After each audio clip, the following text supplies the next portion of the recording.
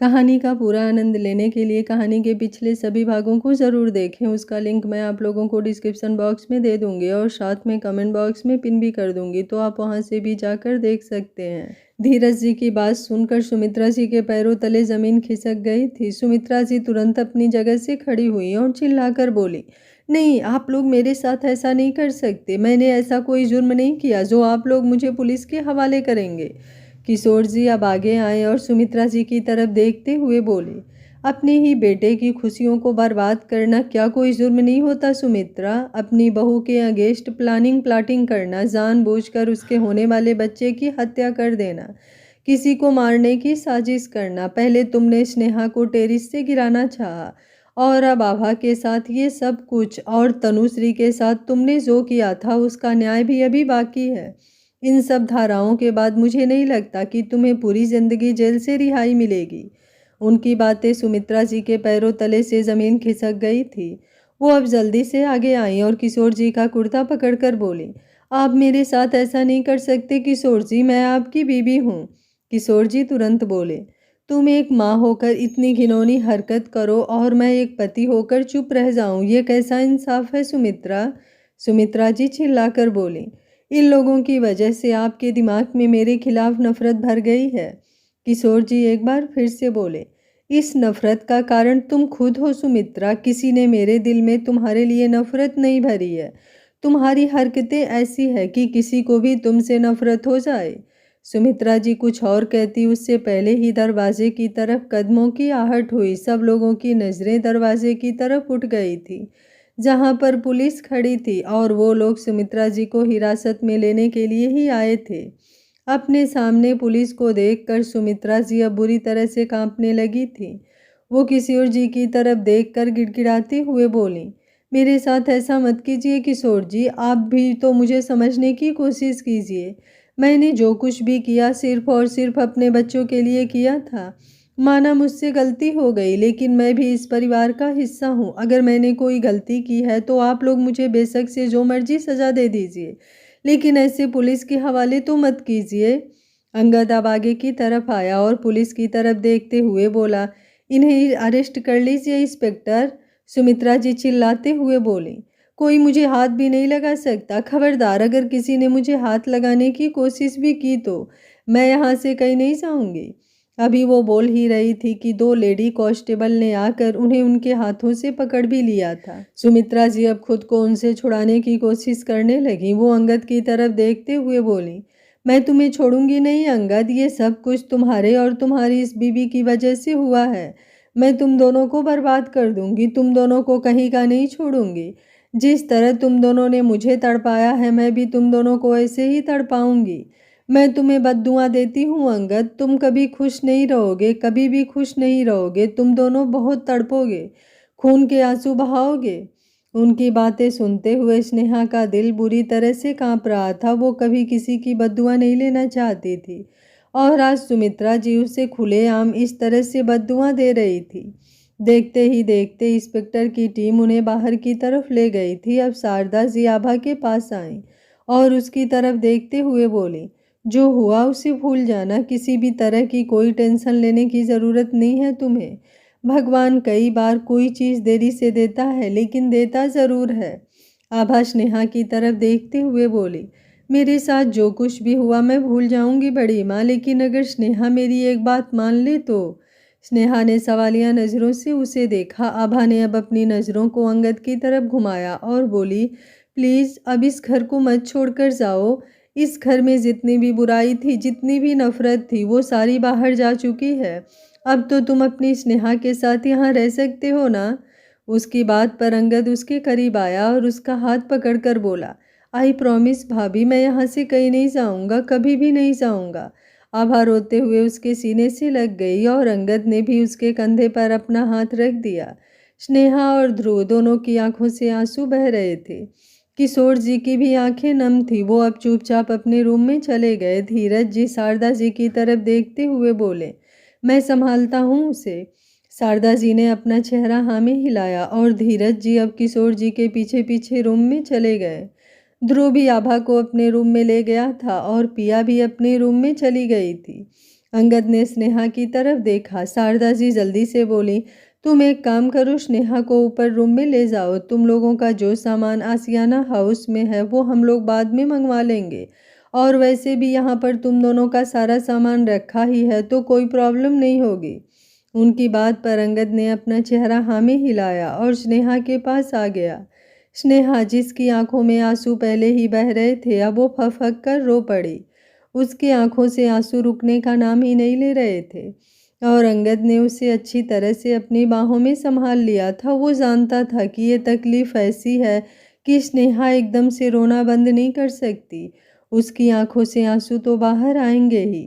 कुछ देर बाद उसने स्नेहा को संभाला और बोला, ऊपर चलें? स्नेहा ने कुछ नहीं कहा। अंगद उसका हाथ पकड़कर उसे ऊपर की तरफ लेकर आया।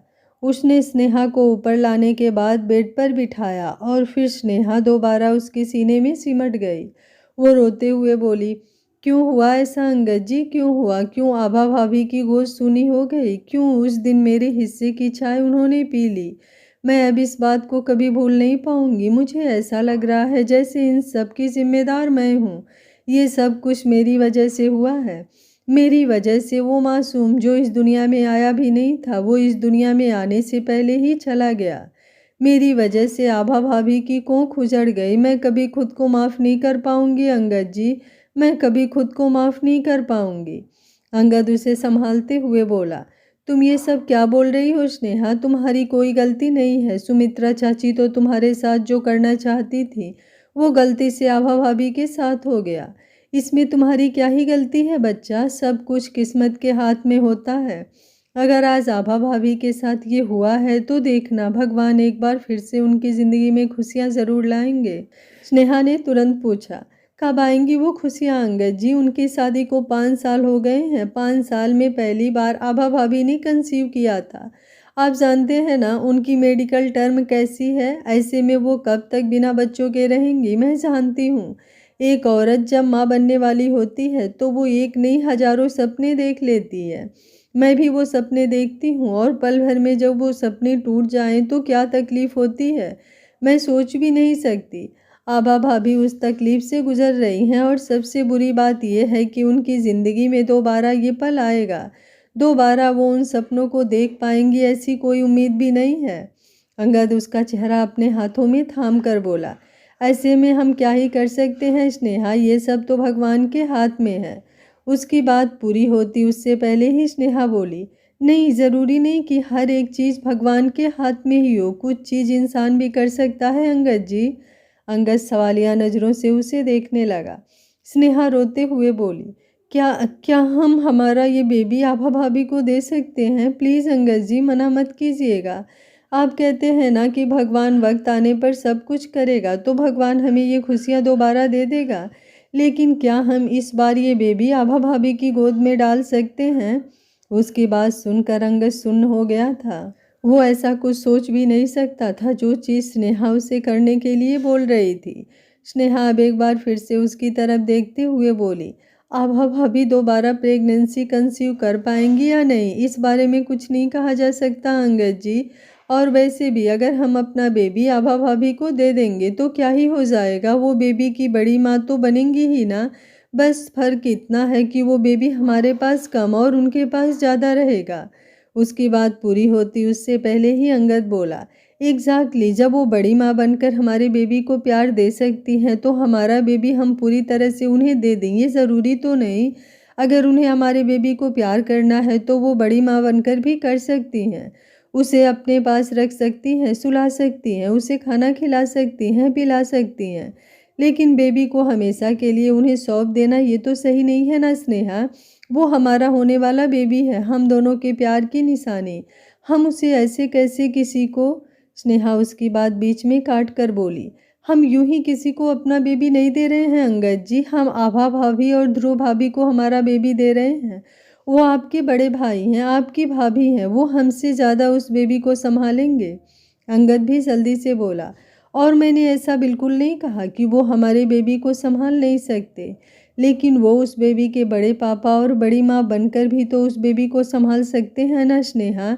तो बेबी को हमेशा के लिए ही उनकी गोद में डाल देना ये तो ज़रूरी नहीं है ना। खैर मैं इस बारे में अभी और कोई बात नहीं करना चाहता हूँ। मैं जानता हूँ तुम्हें उनकी टेंशन हो रही है, उनके लिए बुरा लग रहा है, लेकिन कुछ जख्म ऐसे होते हैं जो वक्त के साथ भरते हैं। कुछ तकलीफ़ों को कोई दूसरा इंसान दूर नहीं कर सकता, वो सब भगवान के हाथ होता है और तुम इस चीज़ को भी बस भगवान के ऊपर छोड़ दो। अभी वो बोल ही रहा था कि बाहर से दरवाज़ा नॉक हुआ। अंगद ने स्नेहा का माथा बड़े ही प्यार से चूमा और दरवाजे की तरफ बढ़ गया। दरवाजे पर सर्वेंट खड़ी थी जो उन दोनों के लिए खाना लेकर आई थी। सुबह से ही अंगद स्नेहा ने कुछ नहीं खाया था। शारदा जी ने सबको खाना उनके रूम में ही भिजवाया था। किशोर जी को भी खुद धीरज जी अपने हाथों से खिला रहे थे। अंगद ने सर्वेंट को अंदर आने का इशारा किया तो सर्वेंट अंदर आई और टेबल पर खाना लगाने लगी। उसके जाने के बाद अंगद स्नेहा को लेकर टेबल पर आया। स्नेहा का चेहरा एकदम मायूस था। वो अंगद की तरफ देखते हुए बोली, मुझसे खाना नहीं खाया जाएगा अंगद जी। अंगद जल्दी से बोला, अभी तो तुम कह रही थी कि तुम अपना बेबी आभा भाभी और ध्रुव भाई को दे दोगी और अब तुम खुद ही उस बेबी का ख्याल नहीं रख रही हो। तुम्हें पता है ना बेबी को खाना खिलाना कितना ज़रूरी है, और वो तो तभी खाना खा पाएगा ना जब तुम खाना खाओगी। उसकी बात पर स्नेहा अब कुछ बोल ही नहीं पाई और अंगद ने खुद से निवाला बनाकर उसके होठों की तरफ बढ़ाया। स्नेहा ने अब उससे मना नहीं किया। वो चुपचाप खाना खा रही थी और अंगद उसे देख रहा था। वो जानता था कि स्नेहा ने जो फैसला लिया है वो कहीं ना कहीं उसने इमोशनल होकर लिया है, इसलिए वो उस फैसले को बिल्कुल भी एक्सेप्ट नहीं कर सकता था। वो खुद अपने बेबी को किसी और को नहीं दे सकता था, फिर बेशक से वो ध्रुव और आभा ही क्यों ना हो, क्योंकि ये एक तरह से ध्रुव और आभा के लिए भी सही नहीं था। अभी उन दोनों की उम्र इतनी भी बड़ी नहीं थी कि वो प्रेगनेंसी के लिए ट्राई ना करें। वो दोनों प्रेगनेंसी के लिए ट्राई कर सकते थे और अगर कोई प्रॉब्लम थी तो ट्रीटमेंट से उस प्रॉब्लम को सॉल्व भी कर सकते थे। और अंगद कहीं से भी गलत नहीं था। अपने और स्नेहा के पहले बेबी को वो किसी के हाथों में नहीं सौंप सकता था। उसने स्नेहा को अच्छे से खाना खिला दिया था और खुद भी स्नेहा के साथ थोड़ा बहुत खा लिया था, वरना स्नेहा ढंग से खाना नहीं खाती। उसे खाना खिलाने के बाद अंगद फ्री हुआ और फिर उसने स्नेहा को कुछ देर रेस्ट करने के लिए कहा। स्नेहा ने कुछ नहीं कहा, बस चुपचाप जाकर बेड पर लेट गई। अंगद ने एक नज़र उसे देखा और फिर रूम से बाहर निकल गया। बाहर आते ही उसने सीधा आशुतोष को कॉल किया। आशुतोष ने जैसे ही कॉल रिसीव किया, अंगद ने पूछा, हाँ कुछ पता चला तुम्हें? आशुतोष जल्दी से बोला, अभी तक तो सामने से कोई भी हरकत नहीं की गई है बॉस। सुमित्रा आंटी पुलिस की हिरासत में ही है, ना ही कोई उनसे मिलने गया है और ना ही पुलिस स्टेशन के बाहर कोई मूवमेंट नज़र आई है। अंगद एक गहरी सांस लेकर बोला, ध्यान देना गलती से भी वो जेल से बाहर नहीं आनी चाहिए। उन्हें कड़ी सी कड़ी सज़ा होनी चाहिए, बेशक से कुछ भी हो जाए। और उस पर भी नज़र रखना, क्योंकि वो खुद सामने नहीं आएगा लेकिन किसी ना किसी को भेजेगा ज़रूर। उसकी बात पर आशुतोष जल्दी से बोला, ठीक है बॉस। अंगद अब कुछ सोचते हुए बोला, एक काम करो, उसके बिजनेस पर अटैक करना शुरू करो। उसके जितने भी बिजनेस पार्टनर हैं सबके साथ मेरी मीटिंग फिक्स करवाओ। इस बार उसके वार से पहले हमें उस पर इस तरह से अटैक करना होगा कि उसके पास बचने का कोई ऑप्शन ही ना हो। उसकी बात पर आशुतोष जल्दी से बोला, ठीक है, मैं आपकी सब लोगों से मीटिंग फिक्स करवाता हूँ। अंगद एक बार फिर से बोला, लेकिन आज से नहीं कल से, क्योंकि अभी तो मैं किसी से बात ही नहीं कर पाऊँगा। यहाँ घर पर सबको मेरी ज़रूरत है। ये बोलकर उसने कॉल डिस्कनेक्ट कर दिया था। वहीं दूसरी तरफ ध्रुव और आभा के रूम में आभा बेड पर बैठी थी। ध्रुव ने उसे खाना खिला दिया था। आभा खाना खाने से इनकार कर रही थी, लेकिन ध्रुव ने उसे कसम दी तो आभा कुछ बोल नहीं पाई। अब ध्रुव ने आभा का सर अपनी गोद में लिया और उसके बालों को सहलाने लगा। आभा ऊपर सीलिंग की तरफ देखते हुए बोली, क्या आपको अपनी मॉम के लिए बुरा नहीं लग रहा ध्रुव? उसके सवाल पर ध्रुव हैरान हुआ। आभा जल्दी से बोली, मेरा मतलब है उन्होंने जो कुछ भी किया सो किया, लेकिन क्या आपको उनके लिए बुरा नहीं लग रहा? क्या आपको ऐसा नहीं लग रहा कि मेरी वजह से? उसकी बात पूरी होती उससे पहले ही ध्रुव गुस्से से बोला, खबरदार, अगर तुमने ऐसा कुछ कहा भी तो तुम्हारी वजह से कुछ नहीं हुआ है बच्चे, तुम क्यों ऐसी बातें कर रही हो? आभा रोते हुए बोली, मैंने कभी नहीं सोचा था कि वो इस तरह की निकलेंगी ध्रुव। अगर मुझे जरा सा भी अंदाज़ा होता तो मैं पहले ही आपको बोल देती कि हम लोग इस घर से चलते हैं। कम से कम मुझे अपना बच्चा नहीं खोना पड़ता। अब पता नहीं भगवान कभी दोबारा मुझे माँ बनने का मौका देंगे भी या नहीं। तभी दरवाजे की तरफ से आवाज़ आई, ऐसे कैसे मौका नहीं मिलेगा भाभी, आपको ज़रूर मौका मिलेगा। और मुझे तो लगता है कि इस बार ना आपके ट्विंस होंगे, क्योंकि मैंने सुना है देने वाला जब भी देता छप्पर फाड़ के देता है। ये बोलते हुए अंगद अंदर की तरफ आया। आभा और ध्रुव उसे देख रहे थे। आभा अब ध्रुव की गोद से ऊपर उठ गई थी।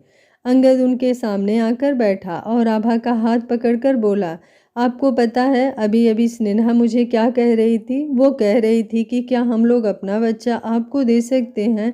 बताओ ज़रा कैसी बेवकूफ़ी भरी बातें वो कर रही थी। उसकी बातें सुनते हुए आभा हैरान हो रही थी। स्नेहा ने ऐसा कुछ सोचा ये उसके लिए बहुत बड़ी बात थी, हालांकि वो ऐसा कभी होने नहीं देती। स्नेहा का बच्चा वो कैसे ही ले सकती थी? उसके लिए तो स्नेहा के बच्चे अपने जैसे ही थे। ऐसे में उसे उन बच्चों को प्यार करने के लिए उन्हें ऑफिशियली गोद लेने की ज़रूरत नहीं थी। अंगद एक बार फिर से बोला, और फिर मैंने उसको समझाया कि इतनी जल्दी हार मानना कोई अच्छी बात होती है क्या? बड़े से बड़े डॉक्टर हैं इस दुनिया में जो किसी भी प्रॉब्लम का सल्यूशन निकाल सकते हैं, और आपको प्रॉब्लम तो कोई है ही नहीं, बस आप कंसीव नहीं कर पाती हैं। और कितनी ही दवाइयाँ बनी हैं जो इन चीज़ों में हेल्प करती हैं, तो हमें ये सब करने की क्या ज़रूरत है? देखना 1-1.5 साल में ही आपके पास ट्विंस आएंगे। और आपको पता है ना, अंगद मित्तल जो कहता है वो सच होता है। उसकी बात पर आभा मुस्कुराई और बोली, मुझे नहीं पता कि मैं कभी कंसीव कर पाऊंगी या नहीं अंगद, लेकिन मुझे इतना ज़रूर पता है कि तुम्हारा और स्नेहा का बच्चा मैं कभी नहीं लूँगी। अगर मुझे उस बेबी को अपना प्यार देना है तो मैं यूं ही दे दूँगी, उसके लिए मुझे उसे गोद लेने की ज़रूरत नहीं है। तुम्हारे और मेरे बच्चों में कोई फ़र्क नहीं है, फ़र्क तो बस उस एहसास का है जो एक बच्चे को जन्म देते वक्त होता है। मुझे बस वो एहसास चाहिए, बाकी तो मेरे लिए तुम भी किसी बच्चे से कम नहीं। ये बोलकर उसने अंगद के नाक को पकड़ा और उसे जोरों से खींचा तो अंगद उसे घूरने लगा था, लेकिन वो बस उसे शरारती वे में घूर रहा था। वो यहाँ पर आभा का मूड ठीक करने के लिए ही आया था। ध्रुव अंगद की तरफ देखते हुए बोला, आई एम सॉरी। ध्रुव की बात पर अंगद ने हैरानी से उसे देखा। ध्रुव एक बार फिर से बोला, मॉम ने जो कुछ किया उसके बाद? अंगद उसकी बात पूरी होने से पहले ही बोला, वैसे तो आप मेरे बड़े भाई हैं, लेकिन आपको पता है आपकी हरकतों पर मैं आपको पीट भी सकता हूँ। उसकी बात पर ध्रुव हैरानी से बोला, तुम मुझे पीटोगे? तुम्हें तो मैं बताता हूँ। ये बोलकर वो अपनी जगह से उठा और अंगद के पीछे भागा, तो अंगद तुरंत बिस्तर से उठकर बाहर की तरफ भाग गया। वो दोनों उम्र में 27-28 साल के थे, लेकिन इस वक्त वो दोनों बच्चे बने हुए थे। आभा उन दोनों को देखकर मुस्कुराते हुए बोली, सही ही तो बोल रही हूँ मैं, मुझे कहाँ बच्चों की कोई कमी है, ये दोनों क्या कम हैं? और ऊपर से संगम पिया भी तो हैं, वो भी तो बच्चे हैं। कोई बात नहीं, 1-2 साल में ज़रूर भगवान मेरी भी सुनेंगे और मुझे अपना आशीर्वाद ज़रूर देंगे, मैं माँ ज़रूर बनूंगी। ये बोलते हुए उसने अपने पेट पर अपना हाथ रखा हुआ था। वहीं दूसरी तरफ जेल में सुमित्रा जी जोरों से चिल्ला रही थी, उन लोगों ने गलत केस में फंसाया है मुझे। मैंने कुछ नहीं किया, मुझे क्या पता आभा का ओवर्सन कैसे हुआ, और स्नेहा तो जिंदा है ना। अगर मैंने उसे मारने की कोशिश की होती तो वो जिंदा थोड़ी ना होती। उसका चिल्लाना सुनकर वहाँ का सारा स्टाफ इरिटेट हो रहा था, लेकिन अभी तक उन लोगों ने सुमित्रा जी को कुछ कहा नहीं था। वो लोग अंगद के ऑर्डर्स का इंतज़ार कर रहे थे। पर अब इंस्पेक्टर इतना ज़्यादा इरिटेट हो गया था कि वो एक लेडी कांस्टेबल की तरफ देखते हुए बोला, एक काम करो, इसे थोड़ा समझा कर आओ कि इसे यहाँ पर क्यों लाया गया है। उसकी बात पर उस लेडी कांस्टेबल ने अपना चेहरा हाँ में हिलाया और तुरंत सुमित्रा जी के सेल की तरफ बढ़ गई। जैसे ही उस लेडी कांस्टेबल ने आकर लॉक खोला, सुमित्रा जी तुरंत अपनी जगह से खड़ी हुई और बोली, मुझे पता था कोई ना कोई मुझे छुड़ाने ज़रूर आएगा, और सुमित्रा मित्तल हूँ मैं, मुझे जेल में डालना कोई छोटी मोटी बात नहीं। ये बोलते हुए वो बाहर की तरफ जा ही रही थी कि उस लेडी कांस्टेबल ने एक ज़ोरदार तमाचा उनके गाल पर जड़ दिया। वो धड़ाम से नीचे ज़मीन पर गिरी। अपने गाल पर हाथ रखकर वो उस लेडी कांस्टेबल की तरफ देख रही थी, और वो लेडी कांस्टेबल अब गुस्से से बोली, पागल हो गई है क्या? जब से आई है तब से कुछ ना कुछ बोले जा रही है। अरे तेरा मुंह है या कोई मशीन? थमने का नाम ही नहीं ले रही। बस बटन ऑन कर दिया और बड़बड़ करना चालू। अब अगर तूने जरा सी भी बकवास की ना तो ऐसी पिटाई करूंगी कि तेरी 7 पुश्तें याद रखेंगी। साली ने दिमाग खराब कर दिया है। उस लेडी कांस्टेबल की बात सुनकर सुमित्रा जी गुस्से से कांपते हुए बोली, तुमने मुझ पर हाथ उठाया? सुमित्रा मित्तल पर वो लेडी कांस्टेबल भी एटीट्यूड से बोली, अभी तो सिर्फ हाथ उठाया है, तुम्हारा हाथ तोड़ भी सकती हूँ। ज़्यादा बकवासबाजी मत करना मेरे साथ। कब से तुम्हारी बकवास सुने जा रही हूँ, लेकिन अब बस बहुत हुआ। आई बड़ी सुमित्रा मित्तल हूँ मैं। अरे अपने बच्चों की खुशियाँ बर्बाद कर गई और अभी भी घमंड नहीं जा रहा। एक लगाऊंगी कान के नीचे और तुम अपना नाम भी भूल जाओगी। चुपचाप बैठो अब यहाँ पर। ये बोलकर वो बाहर की तरफ आ गई और सुमित्रा जी गुस्से से लाल होते हुए उसकी तरफ देखती रह गईं। उन्होंने अभी भी अपने गाल पर अपना हाथ रखा हुआ था। वो कांपते हुए बोली, तुम्हारी वजह से ही मुझे ये सब कुछ बर्दाश्त करना पड़ रहा है अंगद। बहुत खुश होंगे ना तुम? अब तो तुम मित्तल मेंशन में खुशियाँ मना रहे होगे। आज तो तुम वहाँ पर लौट कर भी आ गए होगे। लेकिन तुम्हें क्या लगता है कि मैं यहाँ जेल में सड़ती रहूँगी? बिल्कुल भी नहीं। मैं बहुत जल्दी जेल से बाहर निकलूँगी, क्योंकि मुझे जेल से छुड़ाने वाला बहुत जल्दी आएगा। ये बोलते हुए उनके चेहरे पर डेविल एक्सप्रेशंस थे, जैसे वो किसी के बारे में सोच रही हैं। वहीं दूसरी तरफ एक शख्स अपने रूम में बैठा था। तभी उसके फ़ोन पर किसी का कॉल आया। सामने वाले ने तुरंत कहा, सुमित्रा मित्तल को पुलिस पकड़ कर ले गई है। अंगद ने उन्हें अरेस्ट करवा दिया है। हमें कुछ करना है क्या बॉस? उसकी बात पर वो शख्स कुछ सोचते हुए बोला, बिल्कुल भी नहीं। अभी हमें कुछ नहीं करना है। अभी बस तमाशा देखो। वो अंगद मित्तल इस वक्त हम पर नज़र रख रहा होगा। अभी तक उसने हम पर किसी तरह का कोई अटैक नहीं किया, ये जानते हुए भी कि हम उसकी फैमिली को ही उसकी अगेंस्ट इस्तेमाल कर रहे थे। फिर भी उसने कोई एक्शन नहीं लिया है। वो पक्का इंतज़ार कर रहा होगा कि हम कब कोई गलती करें और वो हमारा नाम दुनिया के सामने लाए। लेकिन ऐसा होगा ही नहीं। हम अपनी तरफ से कोई गलती करेंगे ही नहीं। उसकी बात पर उसका मैनेजर तुरंत बोला, ठीक है बॉस, जैसा आप कहें, लेकिन मैं फिर भी पुलिस स्टेशन पर नज़र रखूँगा और आप फिक्र मत कीजिए, आप पर कोई बात नहीं आएगी। उसकी बात सुनकर उस शख्स ने कॉल डिस्कनेक्ट कर दिया और अपना फ़ोन साइड में फेंक दिया और अपना सर पीछे सोफे पर टिकाते हुए अब उसने अपनी आंखें बंद कर ली थी। वहीं दूसरी तरफ रात का वक्त, सब लोग डाइनिंग टेबल पर थे। स्नेहा भी सीढ़ियाँ उतरते हुए नीचे आई और उसकी नज़रें सीधा आभा पर गई, जो वहीं डाइनिंग टेबल पर बैठी थी। उसे डाइनिंग टेबल पर देखकर स्नेहा हैरान थी, लेकिन वो जानती थी आभा अंदर ही अंदर टूटी हुई है। पर घर वाले उसकी फिक्र ना करें और स्नेहा को बुरा ना लगे, इसलिए वो सबके सामने नॉर्मल रहने की कोशिश कर रही है। स्नेहा जैसे ही नीचे आई, शारदा जी उसे देखकर मुस्कुराई और बोली, आओ आओ स्नेहा, डाइनिंग टेबल पर बैठो। अंगद भी बस 2 मिनट में आ रहा है। वो बाहर किसी से फ़ोन पर बात करने गया है। स्नेहा आभा के पास आई और बोली, आप कैसी हैं भाभी? आभा हंसकर बोली, बिल्कुल ठीक हूँ, तुम बताओ तुम कैसी हो? कहीं मूड स्विंग तो नहीं हो रहे तुम्हारे? अगर खाना खाने का मूड नहीं है तो बाहर चाट पापड़ी खाने के लिए जा सकते हैं हम, है ना ध्रुव? ये बोलते हुए उसने ध्रुव की तरफ देखा।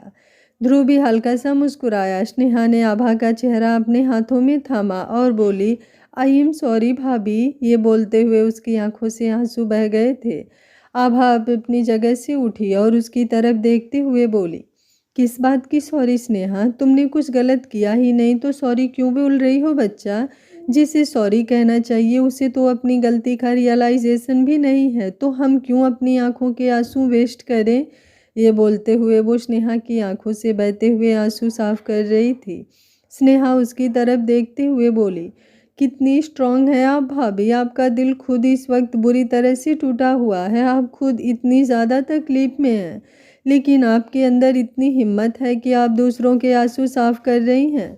आपको पता है, जब कोई मुझसे पूछता था बचपन में कि मुझे क्या बनना है, तो मैं बोलती थी कि मुझे तो कुछ नहीं बनना, बस मुझे एक फैमिली चाहिए और मुझे एक अच्छी बहू बनना है। पर अब मैं प्राउडली कह सकती हूँ कि मुझे आपकी तरह बनना है, आपकी तरह स्ट्रॉन्ग, आपकी तरह साफ दिल, बिल्कुल आपकी तरह। उसकी बात पर आभा मुस्कुराई। तभी अंगद बाहर से अंदर आया और उसकी तरफ देखते हुए बोला, क्या हुआ, क्या बातें चल रही है? आभा हंसकर बोली, कुछ नहीं, बस तुम्हारी बीबी मेरी तारीफ कर रही थी। अंगद स्नेहा को घूरते हुए बोला, तुम मेरी तारीफ तो कभी नहीं करती। स्नेहा मुंह बनाकर बोली, आप तारीफ के लायक हो ही नहीं तो मैं आपकी तारीफ करूं क्या। अंगद ने अब उसे गुस्से से और भी ज़्यादा घूरा। स्नेहा हंसने लगी थी। तभी संगम बोला, अरे आप डैड को गुस्सा दिला रही हो स्नेहा। माँ, कहीं ऐसा ना हो डैड आप पर भड़क जाएं। वैसे भी डैड बहुत बड़े जेकू टाइप के इंसान हैं, उन्हें बस अपनी तारीफ चाहिए होती है, दूसरों की तारीफ से तो इन्हें चिढ़ मच जाती है। उसकी बात सुनकर स्नेहा हैरान रह गई। उसने तो सोचा भी नहीं था संगम इतना कुछ बोल जाएगा। वहीं अंगद अब स्नेहा को घूरते हुए बोला, ये सब बातें पक्का तुमने ही इसे सिखाई होंगी। स्नेहा जल्दी से बोली, कैसी बात कर रहे हैं आप अंगद जी, मैंने कहाँ इसे कुछ सिखाया, और वैसे भी वो कुछ गलत नहीं बोल रहा है, जेकू तो आप हो। ये बोलकर वो एक बार फिर से हंसने लगी थी। अंगद उसे तिरछी निगाहों से देख रहा था। उसके दिमाग में इस वक्त बहुत कुछ चल रहा था, जैसे वो अंदर ही अंदर सोच रहा हो कि हाँ बेटा, अब तो तुम्हें जितना हंसना है हंस लो, उसके बाद रूम में चलो, फिर मैं तुम्हें बताता हूँ मैं क्या हूँ और क्या नहीं। शारदा जी मुस्कुराते हुए सबकी तरफ देख रही थी। आज सुबह उनके घर पर दुखों का पहाड़ जो टूटा था, लेकिन अभी फिलहाल सबके होठों पर मुस्कुराहट थी। बेशक से सब एक दूसरे को खुश रखने के लिए खुश रह रहे थे, लेकिन फिर भी सबके होठों पर मुस्कुराहट तो थी। अब ये जख्म इतनी जल्दी तो नहीं भरने वाले थे, लेकिन इतना भी उन्हें सुकून था कि बेशक से कोई कुछ भी करे, लेकिन उनका परिवार एक है, कोई उनके परिवार को तोड़ नहीं सकता। उन्होंने भी अब आराम से खाना खाना शुरू किया।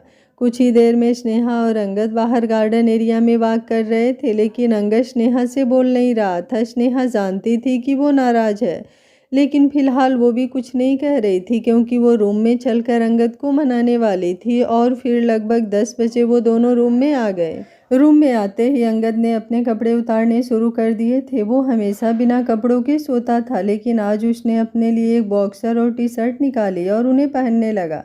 उसे कपड़े पहनते हुए देख स्नेहा झट से उसके पास आई और उसके हाथों से कपड़े खींचते हुए बोली, आपकी हिम्मत भी कैसे हुई कपड़े पहनने की। अंगद सवालिया नज़रों से उसे देखकर बोला, ये कैसा सवाल है। स्नेहा जल्दी से अपना सवाल संभालते हुए बोली, मेरा मतलब है अब तो हम दोनों रूम में अकेले हैं, सोने वाले हैं। पहले तो कभी आप मेरे साथ कपड़े पहनकर नहीं सोए, और अब आपको कपड़े पहनने याद आ रहे हैं। आप मुझसे इतना नाराज़ हैं क्या अंगद जी। ये बोलते हुए वो उसके बिल्कुल करीब हुई। उसने वो कपड़े साइड में फेंक दिए थे और अपना हाथ अंगद के सीने पर रखा हुआ था। अंगद मुंह बनाते हुए बोला, क्यों, मेरी क्या ज़रूरत है तुम्हें, और मेरी नाराज़गी से इतना क्या फ़र्क पड़ रहा है। जाओ जाकर दूसरों को पैम्पर करो, दूसरों से बात करो, मेरा क्या है, मेरा तो जैसे तैसे गुजारा हो ही जाएगा। उसकी बात पर स्नेहा एक बार फिर से हंसी और बोली, देखा, इसलिए मैं कहती हूँ आप ना जेकू टाइप के इंसान हो। उसके मुंह से एक बार फिर से ये सुनकर अंगद उसे दोबारा गुस्से से घूरने लगा था। स्नेहा ने अब अपनी बाहों को उसकी गर्दन पर लपेटा और बोली, क्या आज रात ये जेकू इंसान मुझे किस कर सकता है। पता नहीं क्यों, लेकिन आज मेरा मूड थोड़ा रोमांटिक हो रहा है। उसकी इन अदाओं पर अब अंगद का गुस्सा पिघलने लगा था। स्नेहा उसके एक्सप्रेशंस नोटिस कर रही थी। अब वो थोड़ा इतराते हुए बोली, चलो कोई बात नहीं, अगर आपको मुझे प्यार करने का मन नहीं है तो कोई बात नहीं। ये बोलकर वो तुरंत क्लोजेट की तरफ बढ़ गई। अब उसने भी अपने लिए नाइटी निकाली और उसे पहनने के लिए चेंजिंग रूम में जाने लगी। जाते जाते वो अपनी निगाहों से अंगद को देख रही थी, जो अभी भी अपनी जगह पर खड़ा था। वो स्नेहा के पीछे पीछे भी नहीं आ रहा था। स्नेहा अब चेंजिंग रूम में आई और एक बार फिर से दरवाजे की तरफ देखने लगी। वो मुंह बनाते हुए बोली, लगता है अंगद जी कुछ ज़्यादा ही नाराज़ हैं, पर कोई बात नहीं, कि सेक्सी सी नाइटी है ना, इसे पहनकर जब उनके सामने जाऊंगी तो उनकी सारी नाराज़गी दूर हो जाएगी। ये बोलकर अब वो नाइटी पहनने लगी। अपनी नाइटी को पहनकर वो घूमने ही वाली थी कि पीछे से अंगद ने उसे अपनी बाहों में भर लिया। स्नेहा की धड़कन एक पल के लिए रुक गई। अंगद का उसे बाहों में भरना उसके रोंगटे खड़े कर रहा था। अंगद ने पीछे से उसकी गर्दन के पास अपना चेहरा लाकर उसकी गर्दन से अपना चेहरा रगड़ते हुए कहा, सोए हुए शेर को सुलाकर अब तुम खुद भागने की फिराक में हो बीबी। उसकी बात पर स्नेहा भी बेहद इंटेंस वॉइस में बोली, नहीं, मैं तो तैयार हूँ कि कब शेर आकर मेरा शिकार करे। ये बोलकर वो अंगद की तरफ घूमी। अंगद उसके चेहरे पर झुका और बोला, ये शोर तो तुम्हें खाने के लिए तैयार है। उसने अब स्नेहा को अपनी गोद में उठा लिया। स्नेहा ने अपने पेट पर अपना हाथ रखा हुआ था। उसका बेबी बम्प अब काफ़ी ग्रो कर चुका था। उसका 8वां महीना शुरू ही होने वाला था और ऐसे में उसका पेट काफ़ी ज़्यादा निकला हुआ था। लेकिन वो चीज़ उसे और भी ज़्यादा खूबसूरत बना रही थी। अंगद उसे बिस्तर पर लेकर आया और फिर उसे बिस्तर पर लेटाने के बाद वो खुद भी उसके ऊपर झुकने लगा और उसने स्नेहा के माथे पर अपना होठ रख दिया। वो दोनों एक दूसरे के करीब नहीं आ सकते थे। इसका मतलब ये नहीं था कि दोनों प्यार भी नहीं जताएंगे। कितने दिनों बाद वो अपने रूम में वापस आई थी। यहाँ पर अंगद का प्यार महसूस करना उसे एक अलग ही फीलिंग देता था। वो उसके पेट की तरफ आया और फिर अपने होठों को बड़े ही प्यार से उसके पेट पर रखते हुए बोला, I love you my little princess. Mamma के साथ साथ पापा आपको भी बहुत प्यार करते हैं, पर सबसे ज़्यादा प्यार वो आपकी मम्मा को करते हैं। उसकी बात पर स्नेहा को बेहद अच्छा फील हो रहा था। अंगद अब उसके चेहरे की तरफ आया। स्नेहा मुस्कुरा रही थी। उसने अंगद के गाल पर अपना हाथ रखा और मुस्कुराते हुए बोली, आप सच में सबसे ज़्यादा प्यार मुझसे करते हैं अंगद जी। अंगद ने उसके होठों को अपने अंगूठे से सहलाया और बोला, कितनी बार ये बात मैं तुम्हें बोल चुका हूँ जान। हाँ, मैं सबसे ज़्यादा प्यार तुमसे करता हूँ और हमेशा तुमसे ही करता रहूँगा। तुमसे बढ़कर तो अब मुझे कुछ भी नहीं। ये बोलकर उसने स्नेहा के लबों को चूम लिया और स्नेहा ने भी उसे वापस रिस्पॉन्स देना शुरू कर दिया था। थोड़ी देर बाद अंगद ने स्नेहा को अपनी बाहों में समेट लिया था। कुछ ही देर में स्नेहा गहरी नींद में चली गई थी और अंगद भी कुछ देर इधर उधर की बातें सोचता रहा और फिर फाइनली वो भी सो गया। वहीं दूसरी तरफ सुमित्रा जी जेल में थी और नीचे ज़मीन पर सोने की वजह से उनकी कमर में बेहद दर्द हो रहा था। वो कभी इधर करवट ले रही थी तो कभी उधर, और इन सब चीज़ों की वजह से उन्हें अंगद और स्नेहा पर और भी ज़्यादा गुस्सा आ रहा था। तकरीबन 15 दिन यूं ही बीत गए थे। अब 10 दिनों में मित्तल मेंशन का माहौल पहले से काफ़ी नॉर्मल हो गया था। आभा भी पूरी तरह से संभल गई थी और स्नेहा का 8वां महीना लगभग से आधा बीत गया था। इस वक्त शारदा जी और आभा दोनों हॉल में बैठी थी।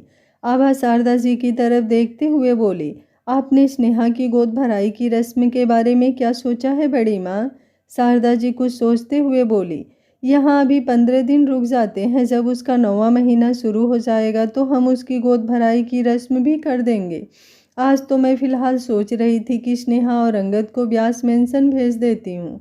वो लोग निया से भी मिलाएंगे और स्नेहा का भी अपने मायके से मिलना हो जाएगा।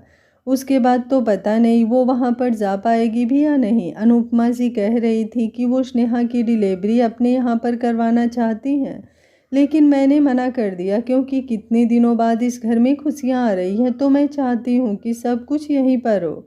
आभा जल्दी से बोली, और नहीं तो क्या, मैं तो वेट कर रही हूँ कब अंगद और स्नेहा की लिटिल प्रिंसेस इस घर में आए और मैं उस पर अपना हक जताऊँ।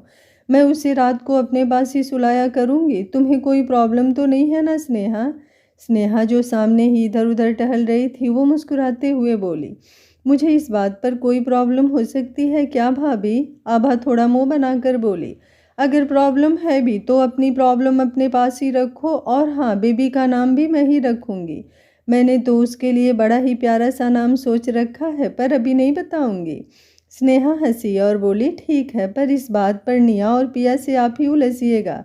इसमें मैं कुछ नहीं करने वाली क्योंकि उन दोनों ने भी नाम सोच रखे हैं। उसकी बात पर आभा भी एटीट्यूड से बोली, मेरे सामने कोई जुबान चलाकर तो दिखाए, क्या निया और क्या पिया, दोनों को अगर भाभी का तांडव वाला रूप नहीं दिखा दिया तो मैं भी कुछ नहीं। उसकी बात पर शारदा जी भी हंसने लगी थी।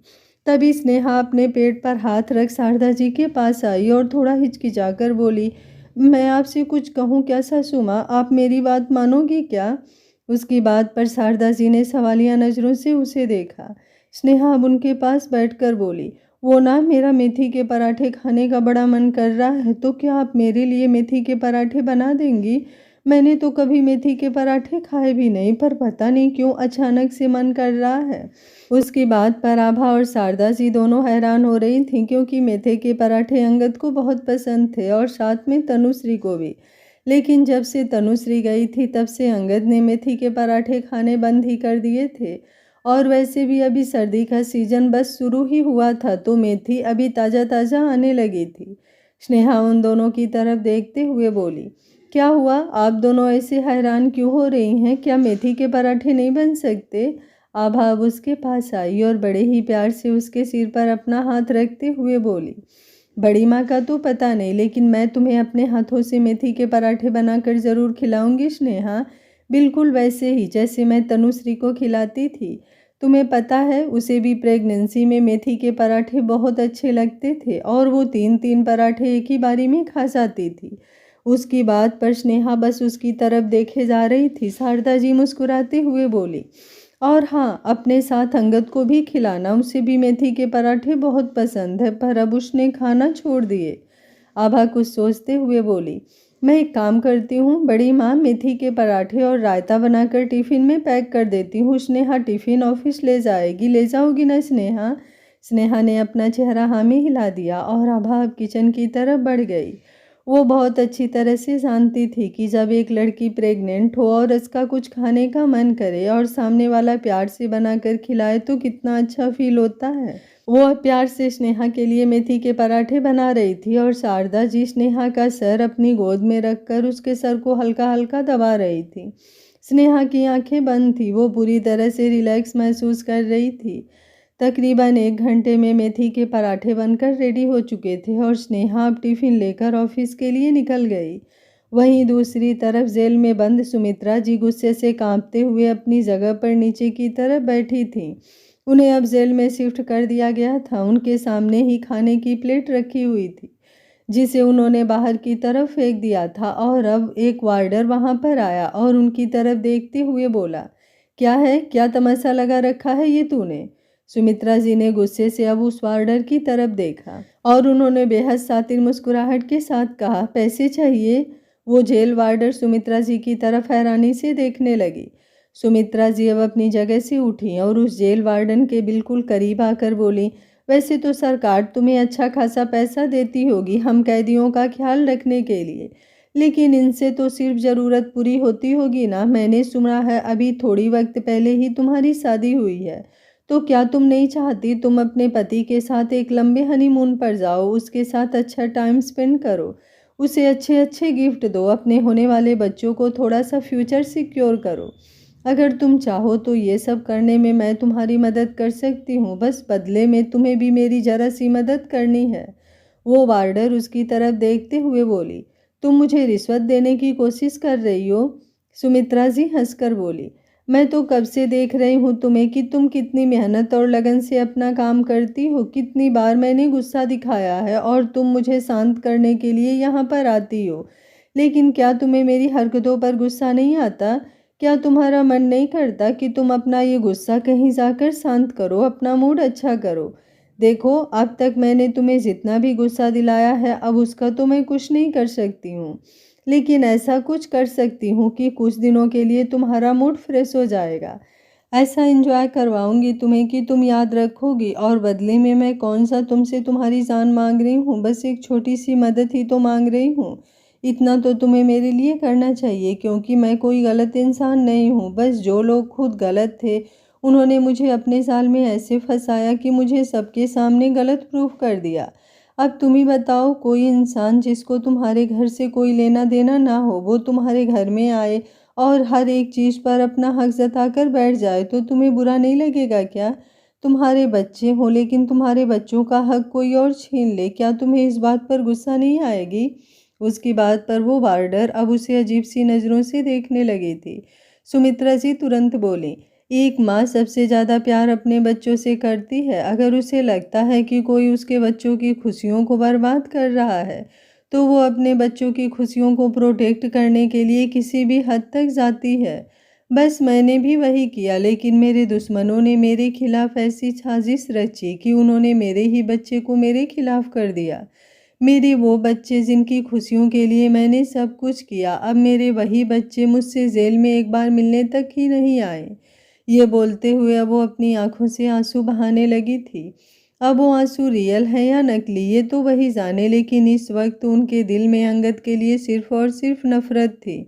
वो जेल वार्डर उनकी बातें सुनकर थोड़ा पिघलने लगी थी। सुमित्रा जी एक बार फिर से बोले, अभी तुम मेरी तकलीफ नहीं समझोगी, लेकिन कल को जब तुम माँ बनोगी तो तुम्हें मेरी तकलीफ समझ में आएगी। पर तब तक शायद बहुत देर हो चुकी होगी। भगवान करें तुम जल्दी से प्रेग्नेंट हो जाओ। तुम्हारे अंदर जब माँ की ममता का बीज लगेगा तो तुम समझोगी कि मैं कितनी तकलीफ में हूँ। उनकी ये बातें सुनते हुए वो जेल वार्डन रचना सच में सुमित्रा जी की तकलीफ को महसूस करने लगी थी और उसका हाथ खुद ब खुद अब के पेट पर चला गया था, क्योंकि आज सुबह ही तो उसे पता चला था कि वो प्रेग्नेंट है। ऐसे में अब वो सुमित्रा जी की बातों में आ रही थी। सुमित्रा जी ने जब उसे अपना हाथ पेट पर रखते हुए देखा तो वो तुरंत बोली, क्या तुम माँ बनने वाली हो? रचना ने अपना चेहरा हाँ में हिलाया। सुमित्रा जी तुरंत बोले, अगर अब भी तुम मेरी तकलीफ नहीं समझ रही हो तो मैं तुमसे कुछ नहीं कह सकती। एक माँ होकर अगर तुम एक माँ के हाल को ना समझो तो मैं तुमसे क्या ही कहूँ। उसकी बात सुनकर उस जेल वार्डन ने कुछ नहीं कहा, वो बस चुपचाप वहाँ से चली गई। सुमित्रा जी उसे अपनी गहरी निगाहों से देख रही थी। उनके चेहरे पर चिढ़ भरे एक्सप्रेशंस थे, लेकिन अगले ही पल वो मुस्कुराई और बोली, ऐसा तो हो नहीं सकता कि मेरी डायलॉग बाजी का तुम पर कोई असर ना हुआ हो। जाल में तो तुम मेरे फंस चुकी हो, बस आखिरी दम तोड़ना बाकी है और बहुत जल्दी तुम वो भी तोड़ दोगी। ये बोलकर उन्होंने एक गहरी सांस ली और फिर उस प्लेट की तरफ देखा जो उनके सेल के दरवाजे पर रखी हुई थी। आज का पार्ट आप लोगों को कैसा लगा? आगे आने वाले पार्ट और भी बेहतरीन और इंटरेस्टिंग सस्पेंस से भरे हुए होने वाले हैं। आगे क्या होगा कहानी में जानने के लिए कहानी के साथ बने रहिए। Thank you for watching. मिलते हैं कहानी के अगले भाग में। तब तक स्वस्थ रहिए, मस्त रहिए, अपना ख्याल रखते रहिए।